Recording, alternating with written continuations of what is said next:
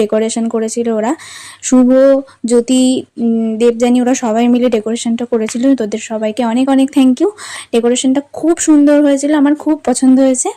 ও কোনোবারই আমার থেকে কোনো কিছু সারপ্রাইজ রাখতে পারে না। ও আমাকে যদি কোনো কিছু সারপ্রাইজ দিতে যায়, ও সারপ্রাইজ দেওয়ার আগে আমি জেনে যাই যে ও কী করবে না করবে।